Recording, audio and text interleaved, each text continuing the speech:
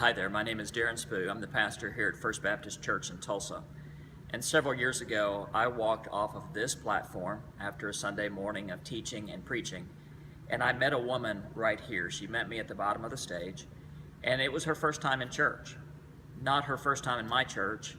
This was her first time in church in her entire life. She looked to be in her mid-20s, and she asked me one question. She said, "Is there a book that you guys read that can let me know what you believe? Is there a book you Christians read that can help me understand what you think about God?" Now, I know the right answer. I just wasn't sure the right answer was the best answer. The right answer is the Bible, but the Bible is so immense. How can the Bible be more approachable?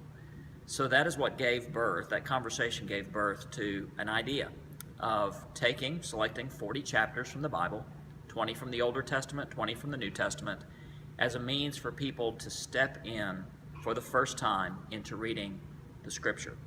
So as a pastor, and I look at myself primarily as a pastor, I see this tool of the good book as meeting a couple of needs. First of all, for those first-time readers, it's a place to begin.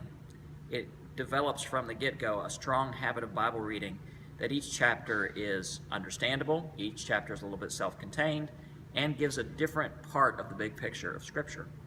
But I also see this as a great tool for those who are long-time followers of Jesus.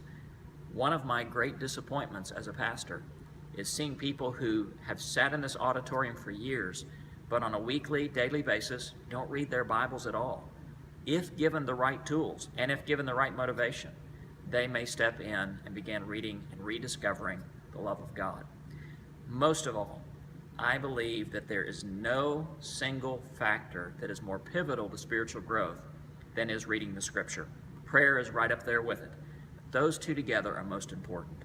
More than any programs or any special emphases we can have as a church, simply reading the Scripture will spark spiritual growth in my people and in your people as well.